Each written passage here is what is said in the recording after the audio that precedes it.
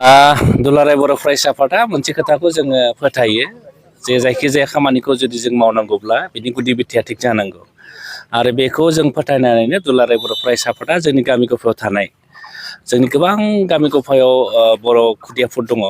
उन्दै गथ'फोर दङ बिथांमोना फुटबल गेलेनो बिराद मोजां नाथाय बिथांमोना मोनसे गावखौ फकास खालामनो थाखाय गावनि गेलेनाय रोंगौथिखौ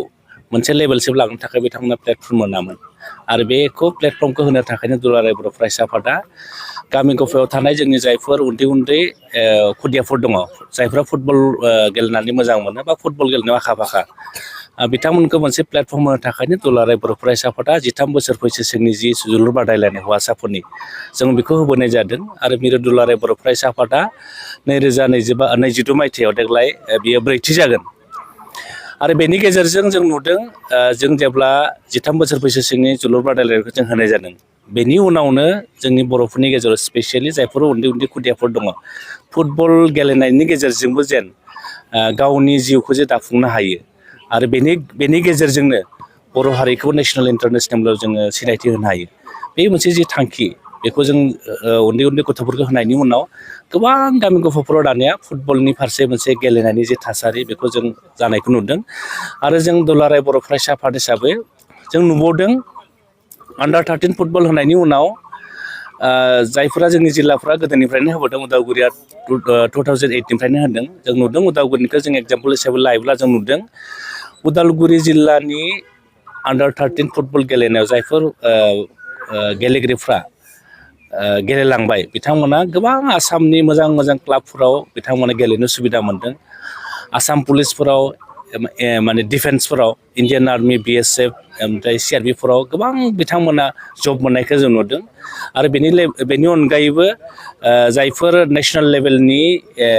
गेलेनाय बादायलायनाय बेवहाय बिथांमोनखौ जों क्वालिफाइ जानाय नुदों जों सानो बेबायदि मोनसे प्लेटफर्म मोनोब्ला जोंनि गामि गफायाव थानाय गोबां खुदियाफ्रा गावखौनो गेलेनायनि गेजेरजों दाफुंनो हागोन आरो बर' हारिखौ सिनायथि होनो हागोन बे थांखिखौ लानानै जों दुलाराय बर' फरायसा आफादा आन्डार 13 फुटबल गेलेनायजों बादायलायनाय बेखौ होनाय जादों आरो दिनै बेखौ